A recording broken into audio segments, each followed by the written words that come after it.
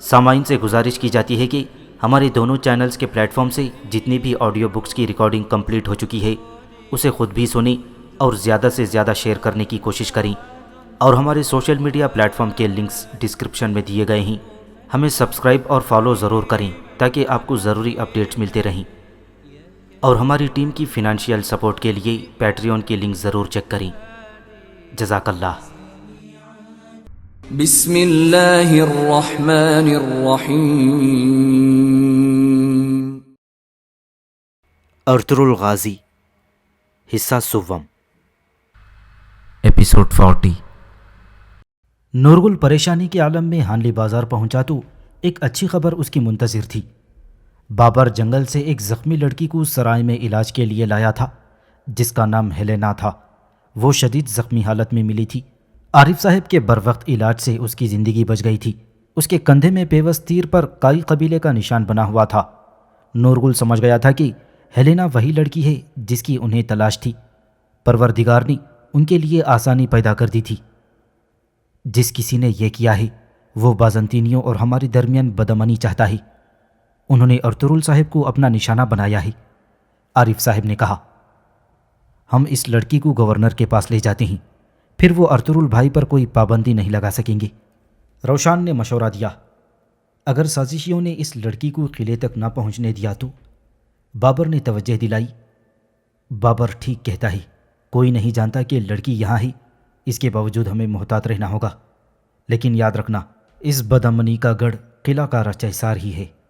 عارف صاحب نے کہا، ہم کارا چیسار کو ارطغرل بھائی کی قبر نہیں بننے دیں گے، ہم ہیلینا کو اس کے باپ تک ضرور پہنچائیں گے۔ نورگل پرعزم تھا۔ تم ٹھیک کہہ رہے ہو نورگل، میرا خیال ہے کہ ہم اسے ترک خواتین کا لباس پہنا کر قلعے تک لے جا سکتے ہیں، اس طرح کسی کو شک نہیں ہوگا۔ نورگل، تم آج رات سپاہیوں کے ساتھ ہیلینا کو کارا چیسار لے جاؤ گے۔ عارف صاحب نے اجازت دے دی۔ عارف صاحب نے ہیلینا کو ہوش آنے پر صورتحال سے آگاہ کر دیا تھا۔ اسے اعتماد میں لینا ضروری تھا۔ ہیلینا کو اب یقین ہو گیا تھا کہ اس پر حملہ کرنے والے کائی لوگ نہیں تھے، ورنہ وہ اس کی جان کیوں بچاتے؟ وہ ان سے مکمل تعاون کر رہی تھی۔ رات گہری ہوتے ہی وہ اپنی منزل کی طرف روانہ ہو گئے۔ راستے میں ایک مقام پر انہیں کمانڈر ویسیلیس کی سپاہیوں کی طرف سے مزاحمت کا سامنا بھی کرنا پڑا تھا، لیکن وہ تمام رکاوٹیں عبور کر کے کارا چیسار پہنچ گئی تھی۔ جب وہ قلعے کے سامنے پہنچے تو دروازہ بند تھا۔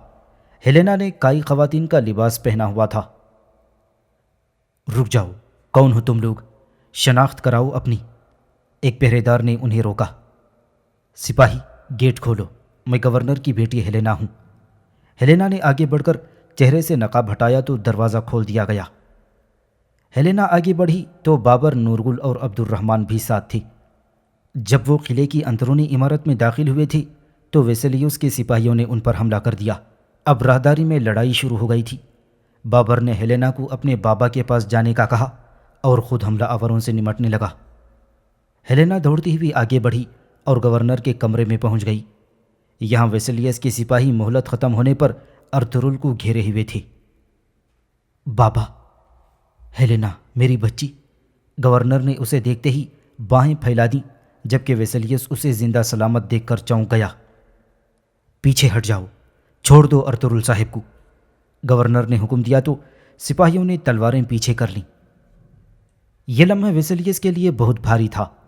وہ ارطغرل کو ختم کرنے کا موقع کھو کر جھنجھلا گیا تھا۔ وہ سوچ بھی نہیں سکتا تھا کہ ہیلینا واپس آ جائے گی۔ سپاہیوں نے تلواریں ہٹا لیں تو ارطغرل باوقار انداز میں کھڑا ہو گیا۔ نورگل بھی وہاں آ گیا تھا۔ پھر ہیلینا نے سب کے سامنے تصدیق کر دی کہ اسے کائی سپاہیوں نے بچایا، ورنہ وہ زندہ نہ رہتی۔ اس نے یہ بھی بتا دیا کہ ان کے قافلے پر حملہ کرنے والے کائی لباس پہنے ہوئے تھے، مگر وہ کائی سپاہی نہیں تھے۔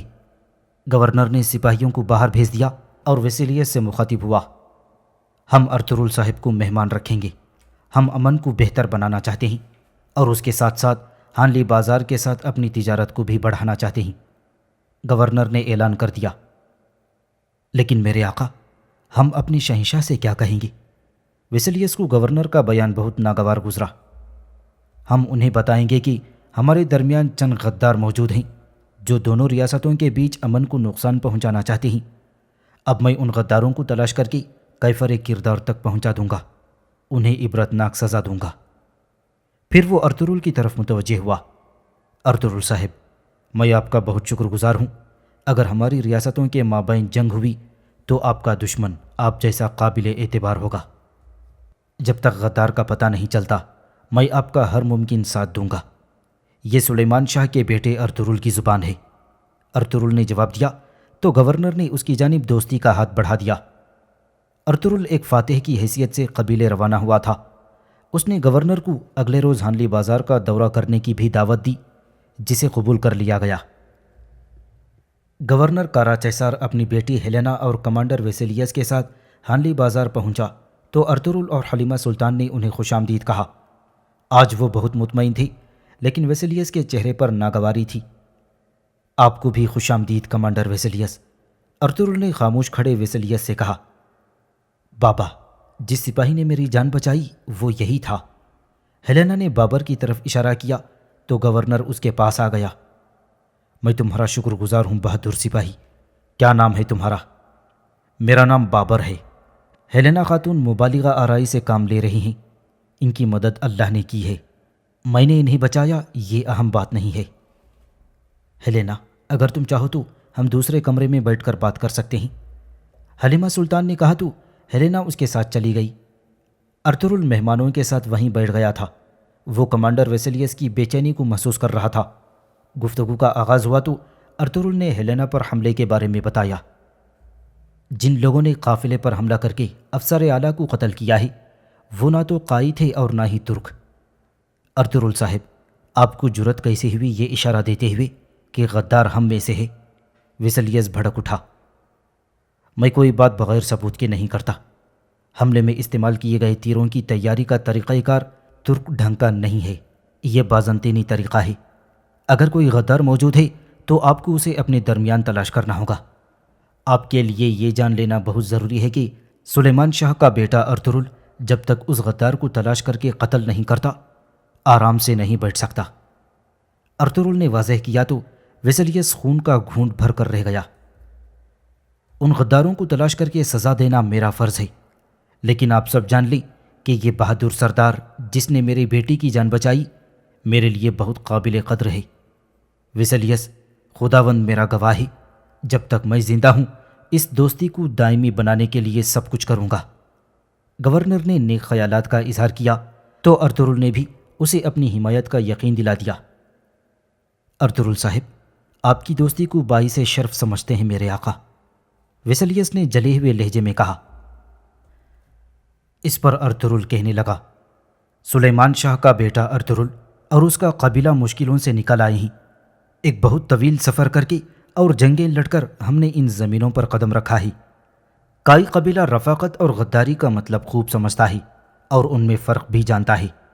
ہم قد و قامت جانتے ہیں، قیمت جانتے ہیں۔ ہم دوستوں کے دوست اور دشمنوں کے دشمن ہیں۔ کاراچیسار کے گورنر ہمارے پاس کھانے پر آئی اور اپنی دوستی کا اعلان کیا۔ سب لوگ جان لیں کہ اب آپ کے دوست میرے دوست ہیں اور آپ کے دشمن میرے دشمن۔ اپنی دوستی کو دائمی بنانے کے لیے میں کاراچیسار کے لوگوں کے تمام قرضے معاف کرتا ہوں۔ ارطغرل نے اعلان کر دیا تو گورنر نے ممنون نگاہوں سے اسے دیکھا۔ اور سلیمان شاہ کا بیٹا ارطغرل یہ بھی کہتا ہے، غدار جہنم میں جائیں گے۔ ارطغرل نے کمانڈر ویسیلیس کو دیکھ کر کہا تھا تو اس کے چہرے کا رنگ بدل گیا۔ کھانے کے بعد گورنر نے واپسی کی اجازت چاہی تو ارطغرل نے ایک بار پھر اس کی آمد کا شکر ادا کیا۔ امن کے قیام اور ہماری تجارت کو بڑھا کر آپ نے بدخواہ اور بدذاتوں کو بدترین جواب دیا ہے۔ تو پھر واپس جانے سے پہلے تاجروں سے بات کرتے ہیں، وہ میری زبان سے یہ سن لیں کہ ہماری تجارت جاری رہے گی۔ اس طرح نہ صرف ہمیں دوست بلکہ دشمن بھی جان لیں گے، گورنر نے کہا۔ یہ اچھا خیال ہے، ارطغرل نے کہا اور اسے لے کر سرائے سے باہر آ گیا، جہاں بابر نے تاجروں کو گورنر کا خطاب سننے کے لیے جمع کر لیا تھا۔ تاجر ارطغرل کے حق میں نعرے لگا رہے تھے، یہودی، مسلم اور آرتھوڈاکس، ہم سب لوگ بشمول تمام تاجر جناب ارطغرل صاحب کے شکر گزار ہیں۔ انہوں نے ہمیں غداروں سے نجات دلائی اور ڈاکو لٹیروں سے ہمیں بچایا۔ انہوں نے ناجائز محصولات کو ختم کر کے یہ ثابت کر دیا ہے کہ وہ ہمارے لیے بہت مددگار ہیں۔ یہ ہمارے بازار میں امن و امان اور انصاف لے کر آئے ہیں۔ ایک تاجر نے سب کی نمائندگی کی۔ آپ نے تاجروں کے دل جیت لیے ہیں ارطغرل صاحب، گورنر نے مسکرا کر کہا۔ اللہ تعالیٰ کی طرف سے عطا کردہ رزق اور انصاف کو تقسیم کرنا میرا فرض ہے، ارطغرل نے جواب دیا۔ سب لوگ ایک مرتبہ پھر ارطغرل کے حق میں نعرے لگانے لگے تو گورنر نے ہاتھ اٹھا کر انہیں خاموش رہنے کا اشارہ کر دیا۔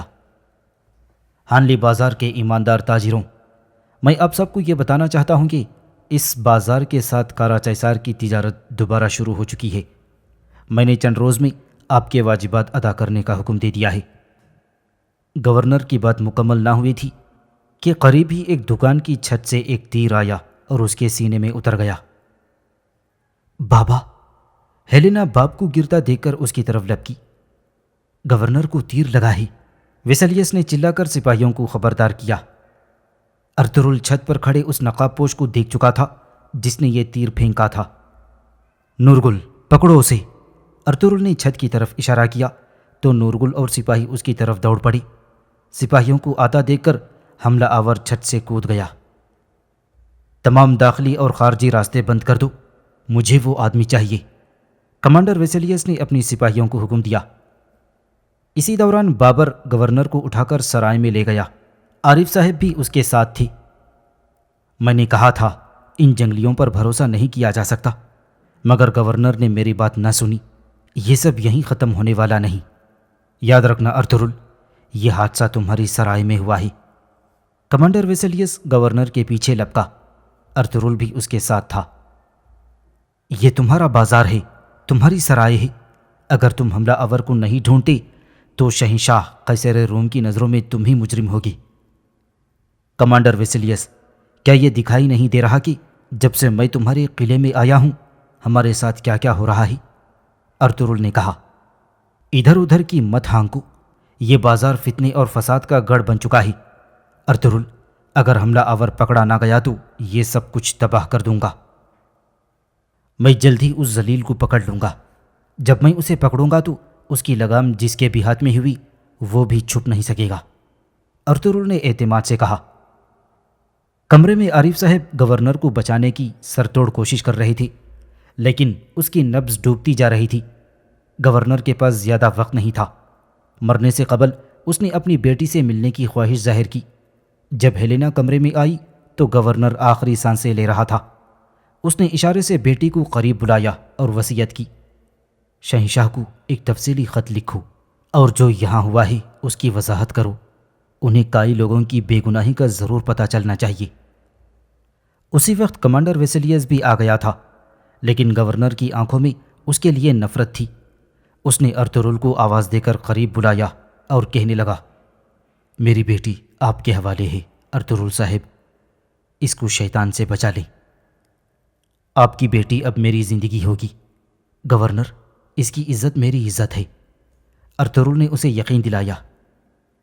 آپ کو کچھ نہیں ہوگا بابا، آپ ٹھیک ہو جائیں گے، آپ زندہ رہیں گے، ہیلینا نے روتے ہوئے کہا۔ لیکن گورنر کا وقت پورا ہو گیا تھا۔ اب وہاں ہیلینا کی چیخو پکار کے سوا کچھ سنائی نہیں دے رہا تھا۔ وہ باپ کو کھو دینے اور تنہا رہ جانے کے غم سے نڈھال ہوئی جا رہی تھی۔ تمہیں قلعے سے باہر آنے ہی نہیں دینا چاہیے تھا، میں نے آقا سے کہا تھا، لیکن انہوں نے میری ایک نہ سنی۔ گورنر کی آنکھیں بند کرتے ہی ویسلیس کو زہر فشانی کا موقع مل گیا تھا۔ بس بہت ہو گیا کمانڈر ویسلیس، کیا تم نے سنا نہیں تھا کہ بابا نے پورے بھروسے سے مجھے ارطغرل صاحب کے حوالے کر دیا ہے؟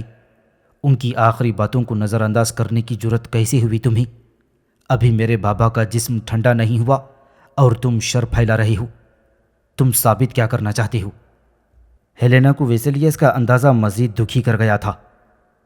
آپ کے بابا مجھے اپنے بیٹے کی طرح سمجھتے تھے ہیلینا، آپ کو نظر نہیں آتا ان کے ساتھ جو ہوا وہ دیکھ کر میری روح کیسے تڑپ رہی ہے؟ ویسلیس بوکھلا گیا۔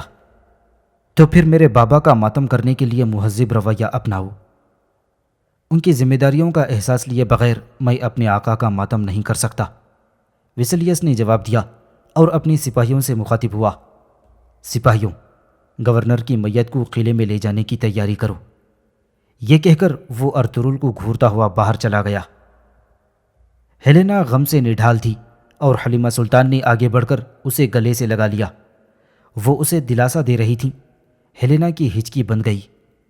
آپ کے بابا اور بھائی کی طرح انہیں بھی مار دیا گیا۔ ہیلینا روتے ہوئے بولی، بکھرو مت، ثابت قدم رہو تاکہ تم اپنا بدلہ لے سکو۔ حلیمہ نے اس کے آنسو پوچھے۔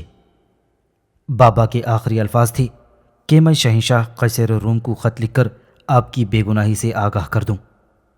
اس نے ارطغرل سے کہا، میں اس بہادر انسان کا خون رائیگاں جانے نہیں دوں گا۔ اب آپ کے بابا کے فرائض اور قلعہ آپ کے کندھوں پر ہے۔ سب کو دکھا دیں کہ آپ ان کی قابل بیٹی ہیں۔ میری آنکھیں اور کان ہمیشہ آپ کی طرف رہیں گے۔ اپنے بابا کا انتقام لینے کے لیے آنکھوں سے آنسو پوچھ ڈالیں اور اپنی نفرت کو زندہ رکھیں۔ ارطغرل نے اسے دلاسا دیا۔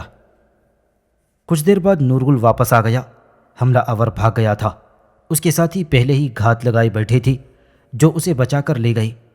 حملہ آور کے بچ نکلنے کی خبر سن کر ارطغرل کا خون کھول اٹھا اور وہ نورگل پر برس پڑا۔ نورگل، تم پر گھات لگا کر حملہ ہوا اور وہ بچ نکلا، جبکہ تمہاری کمان میں دیے گئے سپاہی شہید ہو گئے۔ کیا تمہیں اسی لیے سپہ سالار مقرر کیا گیا تھا؟ جواب دو نورگل۔ مجھے معاف کر دیں بھائی۔ تم پہاڑ کھودو گے، ہر پتھر سرکاؤ گے، لیکن اس کافر کو ڈھونڈ کر میرے پاس لاؤ گے۔ کیا تم سمجھ گئے؟ جی بھائی، بالکل، میں آپ کو مایوس نہیں کروں گا۔ نورگل کی نظریں جھک گئیں۔ اسے اپنی ناکامی کا احساس ہوا تھا۔ معاملہ اب بھی گرم تھا کہ سردار جاندار بھی اورال کے ساتھ سرائے میں آ گیا۔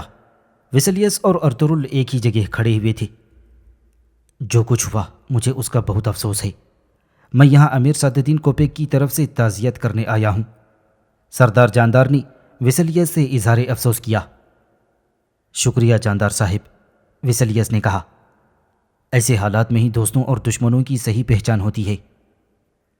ہم ان زمینوں میں امن اور اعتماد کی فضا قائم کرنا چاہتے ہیں، جاندار نے کہا۔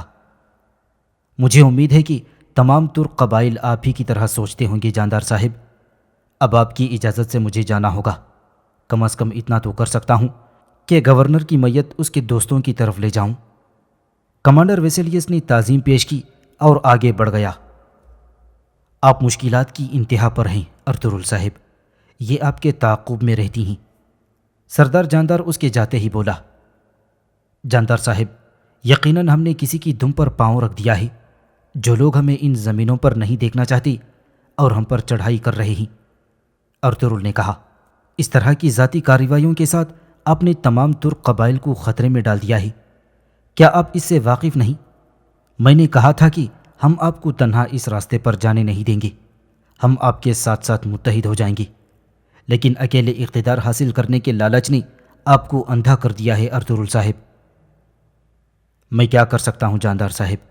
کیا میں ظالموں کو ظلم کرنے کی اجازت دے دوں؟ اگر آپ ترک قبائل کے سرداروں کے جرگے میں تشریف لاتے ہیں تو ہم اپنے مستقبل کے لیے متحدہ موقف اپنا لیتے ہیں۔ ارطغرل نے اسے یاد دلا دیا۔ ارطغرل صاحب، آپ امیر سعد الدین کوپیک کے تعینات کردہ نئے حاکم اعلیٰ سردار جاندار سے بات کر رہے ہیں۔ آج کے بعد جب بھی وہ آپ کو طلب کریں، آپ کو ان کی خدمت میں حاضر ہونا ہوگا۔ اورال نے ارطغرل کو اپنے باپ کے نئے عہدے سے آگاہ کیا تھا تو وہ دھیرے سے مسکرا دیا۔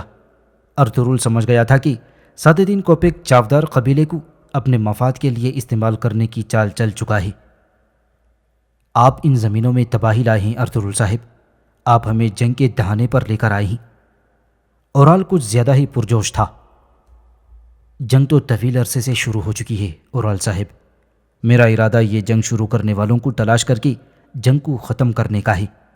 تاہم جو لوگ اس کا خاتمہ نہیں چاہتے وہ اپنی گردن پر میری تلوار کی ٹھنڈک محسوس کریں گے، اور پھر یہ حقیقت دنیا اپنی آنکھوں سے دیکھ لے گی۔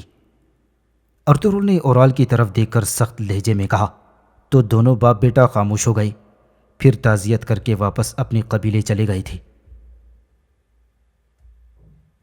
اورال اپنے خیمے میں آرام کر رہا تھا کہ باتو خان آ گیا۔ اس نے اطلاع دی کہ قسطنطنیہ سے آیا ہوا ایک تاجر اس سے ملنا چاہتا ہے۔ اورال نے اسے پیش کرنے کی اجازت دے دی۔ کچھ دیر بعد ایک سڈول جسم کا شخص اندر داخل ہوا اور تعظیم پیش کر کے کھڑا ہو گیا۔ قبیلے میں خوش آمدید، اورال نے اس کا استقبال کیا۔ اورال صاحب، یہاں آ کر خوشی ہوئی۔ پہلے میں اپنا تعارف کروانا چاہتا ہوں۔ میں شہنشاہ کی طرف سے ذاتی طور پر تعینات تاجر لاسکریز ہوں۔ قسطنطنیہ کے مشرقی تجارتی راستوں کی نگرانی کے لیے آیا ہوں، اور میں شہنشاہ کی جانب سے آپ کے لیے قابل قدر تحفہ بھی لایا ہوں۔ اس نے ایک چھوٹا سا صندوق اورال کی طرف بڑھا دیا۔ اورال نے تحفہ قبول کر کے اسے بیٹھنے کا اشارہ کیا۔ ہم آپ کے شہنشاہ کی جانب سے بے لوث اور قیمتی تحائف اور سلام کے شکر گزار ہیں۔ آپ کو چاودار قبیلے میں خوش آمدید کہنا میرے لیے باعث عزت ہے۔ اگر پہلے معلوم ہوتا تو میں آپ کو بہتر طریقے سے خوش آمدید کہتا۔ مجھے آپ کے خلوص سے انکار نہیں اورال صاحب، لیکن آپ جانتے ہیں کہ حفاظتی نقطہ نظر سے مجھے اپنی آمد کو خفیہ رکھنا پڑے گا، لاسکریز نے کہا۔ آپ نے بہت اچھا کیا۔ ڈاکو اور بھیڑیے علاقے میں گھوم رہے ہیں۔ آپ کے شہنشاہ کی پیشکش کیا ہے؟ اورال نے پوچھا۔ شہنشاہ اپنی تجارتی راستوں کو وسیع کرنا چاہتے ہیں۔ چاودار قبیلہ علاقے میں سب سے بڑا ہے، اس وجہ سے ہم آپ کے ساتھ کاروباری مراسم بنا کر تجارت کو بڑھانا چاہتے ہیں۔ ضرور ضرور، شہنشاہ کے احکامات کے ساتھ ایک تاجر ہمارے لیے قابل قدر ہے۔ اب آپ آرام کریں، اس کے بعد میں آپ کو اپنے بابا سردار جاندار صاحب سے ملواؤں گا، اورال نے اسے بتایا۔ جی ضرور، میں جاندار صاحب سے ملاقات کا بے حد خواہشمند ہوں۔ لیکن اورال صاحب، ایک اور چیز ہے، ہمارے شہنشاہ ارطغرل صاحب کی کارروائیوں سے زیادہ خوش نہیں ہیں۔ انہوں نے ہانلی بازار کو زبردستی حاصل کیا اور وہاں اسلامی نظام قائم کرنا چاہتے ہیں۔ سود اور غلام فروشی کا خاتمہ بھی قابل قبول نہیں۔ ان باتوں سے پتہ چلتا ہے کہ ارطغرل صاحب تجارت کے ماہر نہیں ہیں۔ آپ فکر نہ کریں تاجر لاسکرس، ارطغرل صاحب نے ہانلی بازار اور سلطان علاء الدین کی حمایت کھو دی ہے۔ اس کے ساتھ ساتھ وہ لوگوں کا اعتماد بھی کھو رہے ہیں۔ وہ سیاسی اور تجارتی حمایت سے ہاتھ دھو بیٹھے ہیں، اور جہاں تک میرا تعلق ہے میں مستقبل میں بھی اپنے کام کو اسی طرح جاری رکھوں گا۔ ہر کام کے کچھ اصول ہوتے ہیں، میرے تجارتی اصول اور کام کا طریقہ مستقبل میں بھی جاری رہے گا۔ حفاظت سے متعلق بھی میری ذمہ داری ہوگی۔ علاقے کے ڈاکو اور گیدڑ جانتے ہیں کہ انہوں نے اورال سے نہیں الجھنا ہے۔ تاجر لاسکرس، آپ خود پریشان مت ہوں، ہم آپ سے بھرپور تعاون کریں گے۔ اورال نے اسے تسلی دی اور باتو خان کے ساتھ دوسرے خیمے میں بھیج دیا تاکہ اس کی مہمان نوازی کی جا سکے۔ ارطغرل سرائے میں عارف صاحب سے مشاورت کر رہا تھا۔ گورنر کی موت نے بہت سے مسائل کھڑے کر دیے تھے۔ اس کے قاتل کی گرفتاری بہت ضروری تھی، ورنہ ویسیلیس کی زبان بند نہیں رکھی جا سکتی تھی۔ اسی مشاورت کے دوران نورگل بھی وہاں پہنچ گیا۔ وہ قاتل کی تلاش میں لگ گیا تھا۔ آؤ نورگل، کیا خبر لائے ہو؟ بھائی، ہم نے اس کافر کا پتہ لگا لیا ہے، نورگل پرجوش لہجے میں بولا۔ اب وہ کہاں ہے؟ ارطغرل نے بےتابی سے پوچھا۔ چاودار قبیلے میں۔ نورگل، کیا تمہیں یقین ہے؟ ارطغرل نے چونک کر کہا۔ ہم نے وہاں تک اس کے نشانات کا پیچھا کیا، میں اسے پہچانتا ہوں، اسی نے گورنر پر تیر چلایا تھا۔ وہ پناہ لینے چاودار قبیلے میں ہی گیا تھا۔ اب ارطغرل زیر لب بڑبڑایا۔ اورال، تم ہر پتھر کے پیچھے سے نمودار ہو رہے ہو، یہ پتھر تمہارے سر کو کچل دیں گے۔ اب تم میرے شکنجے میں آئے ہو۔ نورگل کو بھیج کر ارطغرل عارف صاحب سے بات کرنے لگا۔ زیادہ دیر نہیں گزری تھی کہ آلیار کا وفادار سپاہی کوتلوجا وہاں آ گیا۔ حضور، مجھے آلیار صاحب نے بھیجا ہے۔ امیر سعد الدین کوپیک نے گورنر کی موت کے بعد آپ کے ہاتھوں سے ہانلی بازار لینے کا فیصلہ کر لیا ہے۔ وہ ہانلی بازار پر قبضہ کرنے کے لیے روانہ ہو چکے ہیں۔ آنے دو اسے، انسان جو بوتا ہے وہی کاٹتا ہے، ارطغرل نے کہا۔ حضور، ایک اور مسئلہ بھی ہے۔ بتاؤ کوتلوجا، ہم سن رہے ہیں، عارف صاحب نے کہا۔ جاندار صاحب نے اسلحان خاتون کا رشتہ امیر سعد الدین کوپیک سے طے کر دیا ہے، وہ آج شام نکاح کرنے والے ہیں۔ یہ تم کیا کہہ رہے ہو کوتلوجا؟ کیا جاندار صاحب پاگل ہو گئے ہیں؟ عارف صاحب نے حیرت کا اظہار کیا۔ حضور، جو ہو رہا ہے میں نے وہی بتایا۔ میں نے یہ باتیں آلیار صاحب کے حکم پر آپ تک پہنچائی ہیں۔ وہ بھی اسلحان کے رشتے سے خوش نہیں ہیں، مگر امیر سعد الدین کوپیک نے سردار جاندار اور اورال صاحب کو سبز باغ دکھا کر راضی کر لیا ہے۔ کوتلوجا، کیا اس کے علاوہ کچھ اور بھی کہنا چاہتے ہو؟ سنا ہے آج کل تمہارے قبیلے میں کافی مہمان آ رہے ہیں، کیا تم نظر نہیں رکھتے کہ قبیلے میں کون آ جا رہا ہے؟ ارطغرل نے پوچھا۔ جی حضور، قسطنطنیہ سے ایک تاجر آیا ہے، وہ اورال صاحب سے ملا ہے اور آج رات ہمارا مہمان ہوگا۔ حضور اب میں اجازت چاہوں گا، مجھے قبیلے واپس پہنچنا ہے، کوتلوجا نے کہا۔ شکریہ کوتلوجا، تم جا سکتے ہو، آلیار صاحب کو میرا سلام کہنا۔ کوتلوجا چلا گیا تو ارطغرل نے عارف صاحب سے کہا، جاندار صاحب اسلحان کا استعمال کر کے ریاست کا سہارا لینا چاہتے ہیں۔ عارف صاحب نے بھی اس کی تائید میں سر ہلا دیا۔ وہ جانتے تھے کہ اورال نے اپنے مفادات کے لیے آسانی سے جاندار صاحب کو اس رشتے کے لیے رضامند کر لیا ہوگا۔ امیر سعد الدین کوپیک اپنے سپاہیوں کے ساتھ ہانلی بازار پر قبضہ کرنے پہنچا تو تاجر الیکو کے سوا وہاں کوئی نہیں تھا۔ ارطغرل اپنے قبیلے چلا گیا تھا اور سرائے میں کوئی سپاہی نہیں دکھائی دے رہا تھا۔ یہ سب امیر سعد الدین کوپیک کی توقع کے خلاف تھا۔ وہ تو یہاں شدید مزاحمت کی امید لگا کر مسلح سپاہیوں کے ساتھ آیا تھا۔ یہ جگہ خالی کیوں ہے؟ کیا کائی قبیلے سے کوئی بھی یہاں موجود نہیں ہے؟ اس نے الیکو سے پوچھا۔ جب ارطغرل صاحب کو معلوم ہوا کہ آپ خود یہاں آ رہے ہیں تو انہوں نے کہا کہ امیر حضرت کے لیے کوئی مشکل ہو یہ اچھا نہیں ہے۔ انہوں نے سرائے ریاست کو عطیہ کر دی ہے، اب یہ سرائے خالی ہے۔ اتنا کہہ کر الیکو نے سرائے کی چابی امیر سعد الدین کی طرف بڑھا دی۔ یہ لے امیر حضرت، یہ ارطغرل صاحب کی طرف سے آپ کے نکاح کا تحفہ ہے۔ اب امیر سعد الدین کوپیک کے پاس کہنے سننے کو کچھ نہیں تھا۔ تم چاہتے کیا ہو ارطغرل؟ ایسا لگتا ہے تم میرے ساتھ کوئی کھیل کھیل رہے ہو۔ سرائے کی چابی میرے حوالے کر دی، وہ بھی کسی مزاحمت کے بغیر۔ امیر سعد الدین کوپیک زیر لب بڑبڑایا اور پھر کہنے لگا، کچھ سپاہی یہیں رکیں گے، باقی میرے ساتھ آئیں، ہم چاودار قبیلے واپس جائیں گے۔ اگر ارطغرل واپس آئی تو اسے زندہ مت چھوڑنا۔ امیر سعد الدین کوپیک نے حکم دیا اور دروازے کی طرف بڑھ گیا۔ جب وہ چاودار قبیلے میں پہنچا تو اورال تاجر لاسکریز کا تعارف جاندار صاحب سے کروا رہا تھا۔ امیر سعد الدین نے لاسکریز کو گہری نظر سے دیکھا اور پھر مسند پر جا بیٹھا۔ اورال نے لاسکریز کا مختصر تعارف امیر سعد الدین کوپیک سے بھی کروایا اور پھر اسے باہر بھیج دیا۔ ہانلی بازار میں ارطغرل کی اجارہ داری اپنے انجام کو پہنچی۔ اب وہاں اس کا کوئی عمل دخل نہیں رہا۔ سعد الدین کوپیک نے اورال اور سردار جاندار کو سرائے کی چابی دکھاتے ہوئے کہا تھا۔ اورال کا چہرہ یہ خبر سن کر دمک اٹھا۔ وہ بنا ہاتھ پاؤں ہلائے اپنے مقصد میں کامیاب ہو گیا تھا۔ سرائے کو چھوڑ کر ارطغرل اپنے قبیلے میں آ گیا تھا۔ وہ جانتا تھا کہ امیر سعد الدین کوپیک کو وہاں پہنچ کر بہت سبکی ہوگی۔ امیر سعد الدین کوپیک کا اورال اور سردار جاندار سے گٹھ جوڑ بے مقصد نہیں تھا۔ یہ تو واضح ہے کہ وہ گورنر کے قتل کو سرائے پر قبضہ کرنے کے لیے استعمال کرنا چاہتے تھے۔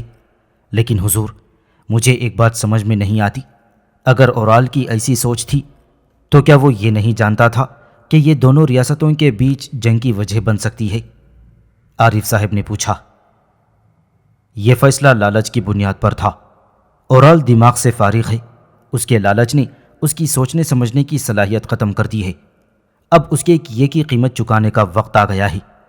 ارطغرل نے کہا، حضور اگر یہ کوئی بڑی سازش ہوئی اور اگر اورال صاحب اس بڑے کھیل کا نشانہ ہوئے تو میں جانتا ہوں کہ اورال سرائے کو حاصل کرنے کے لیے اندھا ہو گیا تھا، لیکن اگر ہم اس پر شک کرتے بھی ہیں تو میرا نہیں خیال کہ وہ ایسا کام کرنے کی ہمت کرے گا۔ گورنر پر حملہ بہت بڑی بات ہے۔ عارف صاحب نے اپنا تجزیہ پیش کیا۔ میرا بھی یہی خیال ہے، اس کا پتہ لگانے کا صرف ایک ہی طریقہ ہے۔ ارطغرل نے پراسرار لہجے میں جواب دیا تو عارف صاحب چونک پڑے۔ آپ کے ذہن میں کیا ہے حضور؟ میں آج رات چاودار قبیلے میں آلیار صاحب کے ذریعے اس شخص تک پہنچنا چاہتا ہوں جو وہاں تاجر بن کر آیا تھا، ارطغرل نے کہا، اور پھر عارف صاحب سے مشورے کے بعد روانگی کی تیاریاں کرنے لگا۔ جب وہ چاودار قبیلے میں پہنچا تو اندھیرا پھیل چکا تھا۔ سردار جاندار کے مرکزی خیمے میں نکاح کی تیاریاں ہو رہی تھیں۔ ارطغرل دوسروں کی نظروں سے بچتا بچاتا آلیار کے پاس پہنچ گیا اور اسے ساری صورتحال سے آگاہ کر دیا۔ آلیار خود بھی اس بات پر حیران تھا۔ اس کے پاس کہنے کو کچھ نہیں تھا، لہٰذا وہ ارطغرل کی مدد کے لیے آمادہ ہو گیا۔ وہ اسے تاجر لاسکریز کے خیمے میں لے گیا۔ تاجر لاسکریز انہیں دیکھ کر حیران ہوا اور آلیار سے مخاطب ہوا، کیا بات ہے آلیار صاحب، سب خیریت تو ہے؟ جلد تمہیں پتہ چل جائے گا کہ کیا ہو رہا ہے، بے غیرت قاتل، آلیار کے بجائے ارطغرل نے کہا۔ کیسا قاتل؟ آلیار صاحب، یہ آدمی کیا کہہ رہا ہے؟ تاجر لاسکیرس نے چونک کر پوچھا۔ ارطغرل صاحب کا کہنا ہے کہ گورنر کو تم نے مارا ہے، آلیار نے کہا۔ کیا آپ کا دماغ درست ہے؟ وہ حیرت سے بولا۔ میں ایک تاجر ہوں جو یہاں تجارت کرنے آیا ہوں، مزید یہ ہے کہ مجھے تجارت کے لیے خود شہنشاہ نے مقرر کیا ہے۔ پھر اپنا دعویٰ ثابت کرو، ارطغرل نے اس پر ثبوت طلب کیا۔ کیا آپ اس طرح اپنے مہمانوں سے برتاؤ کرتے ہیں؟ تم مہمان نہیں قاتل ہو، میرے سپاہیوں نے یہاں تک تمہارا تعاقب کیا ہے۔ پھر ارطغرل نے آلیار کو اس کے سامان کی تلاشی کا کہا۔ آلیار نے تلاشی لینا شروع کی تو لاسکیرس کی بے چینی میں اضافہ ہو گیا اور اس نے تلوار سے ارطغرل پر حملہ کر دیا۔ ارطغرل اس پر نظر رکھے ہوئے تھا، اس نے لاسکیرس کا وار روک کر اپنی تلوار اس کی گردن پر رکھ دی۔ اگر تم نے سچ بولنے کے لیے زبان نہ کھولی تو پھر مارے جاؤ گے، مجھے چھوڑ دو ورنہ تمہارا انجام بھیانک ہوگا، لاسکیرس نے دھمکی دی۔ ادھر آلیار نے اس کے سامان سے وہ کمان اور تیر ڈھونڈ لیے تھے جن سے گورنر پر حملہ کیا گیا تھا۔ جب ان تیروں کا موازنہ گورنر پر چلائے جانے والے تیر سے کیا گیا تو وہ ایک جیسے نکلے۔ میں جانتا ہوں گورنر کو تم نے مارا ہے، اب یہ بتاؤ کہ کس کے کہنے پر تم نے یہ سب کیا ہے؟ بتاؤ کون ہے وہ؟ ارطغرل نے پوچھا۔ میں شہنشاہ کے علاوہ کسی کے حکم کو نہیں مانتا۔ تو پھر تمہارا سر تمہارے شہنشاہ کو ہی بھیجا جائے گا۔ ارطغرل نے اس کا سر اڑانے کے لیے تلوار بلند کر دی تو وہ قدموں میں گر گیا۔ رک جاؤ، بتا دو کون ہے وہ؟ ارطغرل نے پوچھا۔ اورال صاحب، اس نے کہا۔ یہ جھوٹ ہے، آلیار یہ نام سنتے ہی آگے بڑھا۔ یہ جھوٹ بول رہا ہے حضور، میرا بھائی ایسا نہیں کر سکتا، میں اس سے ہر چیز کی توقع کر سکتا ہوں لیکن گورنر پر حملے کی نہیں۔ اورال اتنا بے وقوف نہیں ہو سکتا۔ جب انہوں نے توک تاماش کو مارنے کے لیے سیمون سے زہر لیا تھا تو میرا بھی یہی خیال تھا، آخر وہ اس آدمی کے ہاتھوں میں بڑے ہوئے جسے وہ راستے سے ہٹانا چاہتے تھے۔ میں نے کہا تھا کہ ایسا مت کریں، توک تاماش کو مت ماریں، لیکن انہوں نے میری ایک نہ سنی، لاسکیرس نے کہا تھا۔ اور کیا گل کھلائے ہیں تم نے؟ آلیار نے اس کا گریبان پکڑ لیا۔ انہوں نے اپنے تمام گندے کھیلوں میں مجھے استعمال کیا مگر میں ہمیشہ خاموش رہا۔ میری جان بخش دو، میں جو بھی جانتا تھا سب بتا چکا ہوں۔ یہ جھوٹ ہے، آلیار اس پر گھون سے برسانے لگا اور پھر لاسکیرس بے ہوش ہو گیا۔ رک جاؤ آلیار، یہ انصاف کا وقت ہے، کیا تم اپنے بھائی اور بابا کے بجائے حق کے ساتھ ہو؟ ارطغرل نے اسے روکتے ہوئے پوچھا تو اس نے اقرار میں سر کو جنبش دی۔ اب نورگل، بابر اور روشان بھی آ گئے تھے۔ نورگل آگے بڑھا اور لاسکیرس کو ہوش میں لا کر بٹھا دیا۔ اگر تم چاہتے ہو تو میں تمہاری جان بخش دوں گا، تو پھر جو بھی جانتے ہو سب کچھ بتا دو۔ اورال، سب اس کی ہوس کا نتیجہ ہے، اس نے کہنا شروع کیا۔ آپ کے خلاف اس کا غصہ ختم نہیں ہوا۔ جب آپ یہاں آئے آپ کا نام مشہور ہو گیا تو اورال کا کاروبار بھی ٹھپ ہو گیا۔ اس نے ریکارڈوں کو فروخت کیے گئے آپ کے قالینوں کو آگ لگائی، آپ کے سپاہیوں کو مارا، لیکن جب آپ کارخانے میں سردار جاندار کی شراکت دار بن گئی تو وہ نئے منصوبے تیار کرنے لگا۔ جو زہر مجھے مکتوب کے ذریعے دیا گیا، کیا اس میں بھی اورال ملوث ہے؟ ارطغرل نے پوچھا۔ وہ زہر استاد سیمون اور ماریا نے دیا تھا، لیکن اورال اس بارے میں جانتا تھا۔ وہ دونوں اکٹھے کام کرتے تھے۔ جس رات آپ کو زہر دیا گیا وہ جانتا تھا کہ نورگل آپ کے پاس زہریلا مکتوب لانے والا ہے۔ لاسکیرس نے تفصیل بتا دی۔ او بے غیرت، نورگل نے اسے ٹھوکر رسید کی۔ تم نے میرے ہاتھ سے میرے سردار کو زہر دلوانا چاہا؟ سیمون تم پر بھروسہ کرتا تھا، جب اسے پتا چلا کہ تم نے اسے دھوکہ دیا ہی تو وہ غصے سے پاگل ہو گیا، وہ تم سے بدلہ لینا چاہتا تھا، لاسکیرس نے نورگل کو بتایا۔ تم یہ سب امیر سعد الدین کوپیک کے سامنے کہو گی؟ ارطغرل نے اس کی گردن پر تلوار کی نوک رکھی۔ ٹھیک ہے، میں کہہ دوں گا، ضرور کہوں گا، لیکن تم میری جان بخش دو گی۔ لاسکیرس فوراً تیار ہو گیا۔ جان بچانے کے لیے وہ بھی کچھ کرنے کو تیار ہو گیا تھا۔ ارطغرل وہاں سے باہر آ گیا اور سردار جاندار کے خیمے کی طرف بڑھا جہاں امیر سعد الدین کوپیک اور اسلحان کے نکاح کی تقریب ہو رہی تھی۔ باتو خان بھی اسے دیکھ چکا تھا، لیکن ارطغرل نے اس پر توجہ نہ دی اور مرکزی خیمے کے سامنے جا کھڑا ہوا اور اسے دیکھتے ہی کوتلوجا کے اشارے پر دربان نے دروازہ کھول دیا۔ ارطغرل باوقار انداز میں اندر داخل ہو گیا تو اہل خانہ کے علاوہ قبیلے کے دیگر معززین بھی جو تقریب میں شریک تھی اس کے آتے ہی ہڑبڑا گئے۔ ارطغرل صاحب، آپ یہاں کیا کر رہے ہیں؟ صدرالدین کوپیک نے حیرت سے کہا۔ کائی قبیلے کے سردار کی حیثیت سے میں آپ کی خوشی میں شریک ہونا چاہتا ہوں۔ امیر سعدالدین کوپیک، ارطغرل نے سکون سے جواب دیا۔ ارطغرل صاحب، اب آپ کیا کرنا چاہتے ہیں؟ سعدالدین نے پوچھا۔ اس کی آمد کے باعث نکاح کی تقریب ادھوری رہ گئی تھی۔ اسلحان بھی اپنی جگہ سے اٹھ گئی۔ اگر گورنر کو مارنے کے بعد تم یہاں پناہ لینے آئے ہو تو یہ غلط جگہ ہے، اورال نے طنز کیا۔ اسی لمحے دروازہ کھلا اور نورگل لاسکریس کو لے کر اندر داخل ہو گیا۔ آلیار اور بابر بھی اس کے ساتھ تھی۔ میں آپ کے نکاح کا تحفہ لایا ہوں، ارطغرل نے کہا۔ آلیار، اس کا کیا مطلب ہے؟ کوتلوجا، تم نے اسے میرے خیمے میں قدم کیسے رکھنے دیا؟ سردار جاندار اسے اپنی توہین سمجھ رہا تھا۔ حضور، اس آدمی کی بات غور سے سنیں جو یہ بتانے والا ہے۔ آلیار نے اپنے باپ کو خاموش رہنے کا اشارہ کیا۔ اورال صاحب، کیا یہ آدمی وہی تاجر نہیں؟ امیر سعدالدین کوپیک نے پوچھا۔ بالکل امیر حضرت، یہ تاجر لاسکریس ہے۔ یہ انسانیت کے نام پر وہ دھبا ہے جس نے سلطان کے امن کے معاہدے کی خلاف ورزی کی، اور وہ قاتل جس نے گورنر کارا چیسار کو مارا۔ ہمیں لاسکریس کے خیمے سے وہ تاتاری کمان بھی ملی ہے جس سے گورنر پر تیر چلایا گیا، آلیار نے کہا۔ آلیار، یہ تم کیا کہہ رہے ہو؟ اورال حیران تھا۔ تم بھی ارطغرل کے فریب میں آ گئے؟ یہ تیر ہم نے گورنر کے جسم سے نکالا تھا اور یہ تیر ہمیں لاسکریس کے خیمے سے ملے۔ ارطغرل نے بطور ثبوت دونوں تیر امیر سعدالدین کوپیک کو دے دیے۔ اورال، تمہارا اس آدمی سے کیا تعلق ہے؟ یہ ہمارے قبیلے میں کیوں آیا تھا؟ تم نے تو کہا تھا کہ یہ تاجر ہے، سردار جاندار نے سخت لہجے میں پوچھا۔ آپ کی اجازت سے اسے بتا دیں حضور، یہ بتائے گا کہ اس کی ڈوریں کس کے ہاتھ میں ہیں۔ آلیار نے لاسکریس کو ٹھوکر رسید کی۔ ہمیں بتاؤ لاسکریس، گورنر کو مارنے کے لیے تمہیں کس نے حکم دیا تھا؟ گورنر کو اورال کے کہنے پر قتل کیا گیا۔ لاسکریس نے اورال کی طرف نفرت سے دیکھا۔ یہ وہاں بیٹھے ہر شخص کے لیے بڑا انکشاف تھا۔ سب حیرت سے اورال کی طرف دیکھ رہے تھے۔ وہ بھی اس اچانک آفت پر گھبرا گیا تھا۔ جھوٹ، یہ سب جھوٹ ہے، وہ یہی کہہ سکا تھا۔ کوتلوجا، میں تمہیں ارطغرل اور اس کے سپاہیوں کو قتل کرنے کا حکم دیتا ہوں۔ سردار جاندار نے انتہائی قدم اٹھانے کا فیصلہ کر لیا تھا۔ حضور، آپ نے ہمیں انصاف کا ساتھ دینے کی تلقین کی ہے۔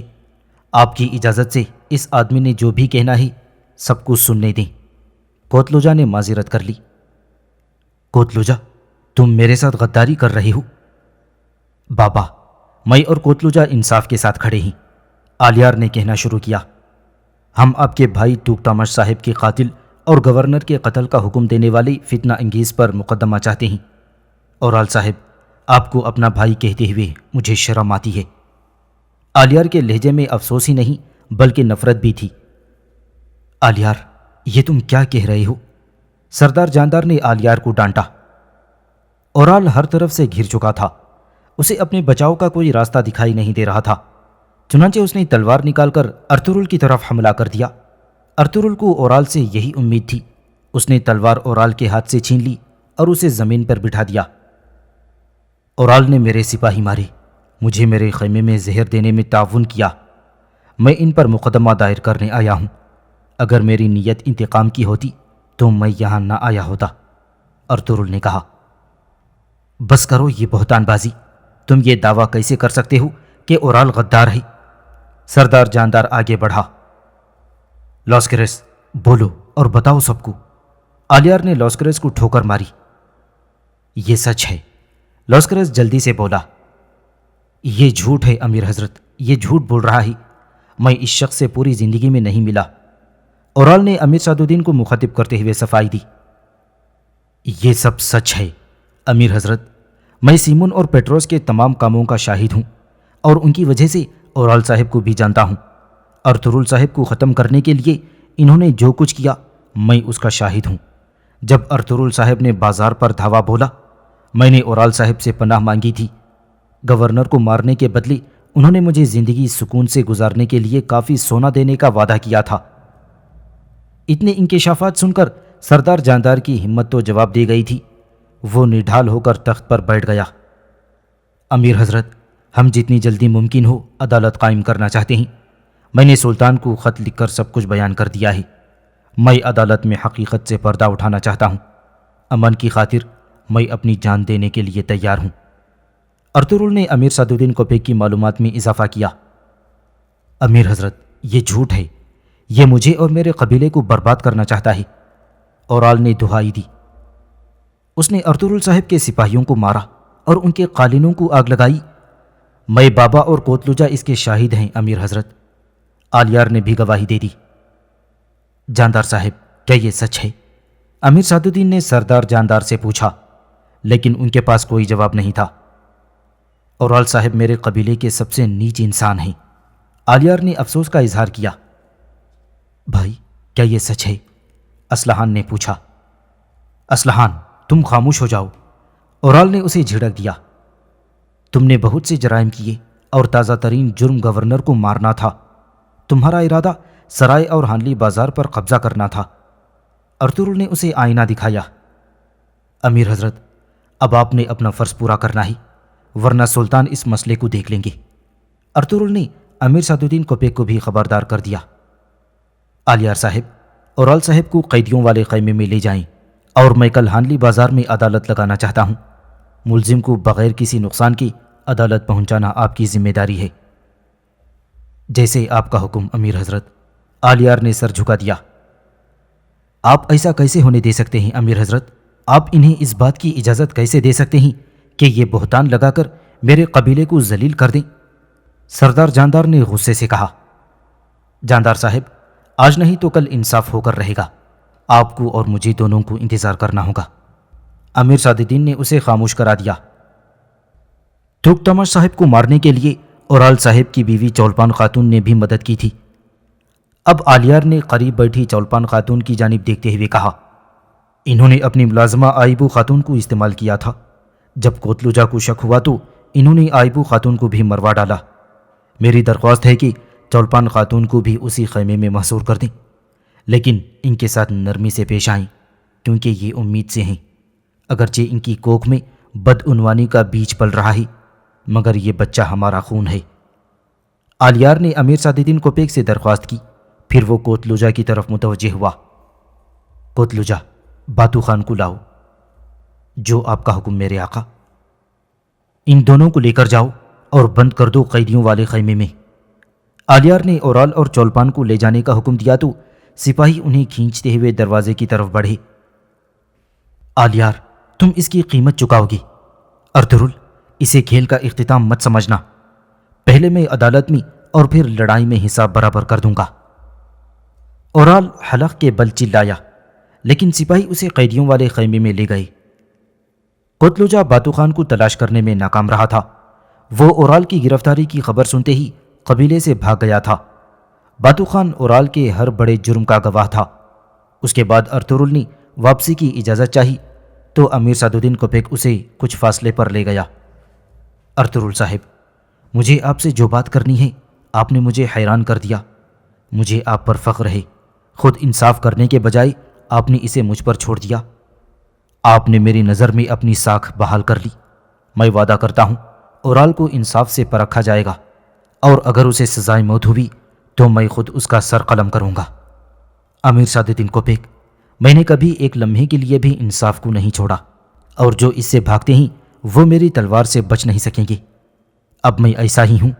اورال اپنے کیے کی سزا پائے گا، اور جب تک آپ انصاف پر قائم رہیں گے میری تلوار میان میں رہے گی۔ ارطغرل نے کہا۔ ارطغرل صاحب، کیا آپ کو میرے انصاف پر شک ہے؟ امیر سعد الدین کے لہجے میں ناگواری تھی۔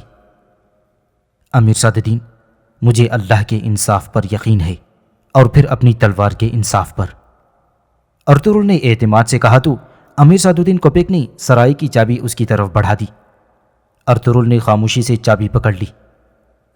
اسے عدالت کے لیے تیار کریں، میں اپنی سپاہیوں کے ساتھ اقدامات کروں گا۔ اپنی سپاہیوں سے کہیں کہ وہ ضروری حفاظتی اقدامات کر لیں۔ ہم نہیں چاہتی جو گورنر کے ساتھ ہوا ہو وہ کسی اور کے ساتھ بھی ہو۔ آپ میری بات سمجھ گئے ہو نا؟ ارطغرل نے سر کو جنبش دی اور قبیلے واپس چلا گیا۔ امیر سعد الدین کوپے خود بھی یہی چاہتا تھا کہ ارطغرل واپس چلا جائے۔ وہ عدالت لگانے سے قبل قلعہ کاراچیسار جا کر ویسیلیس سے ملنا چاہتا تھا۔ اسے خبر مل گئی تھی کہ ویسیلیس شہنشاہ سے فوج طلب کر کے ترک قبائل کے خلاف ایک بڑی جنگ کی تیاری میں مصروف ہے۔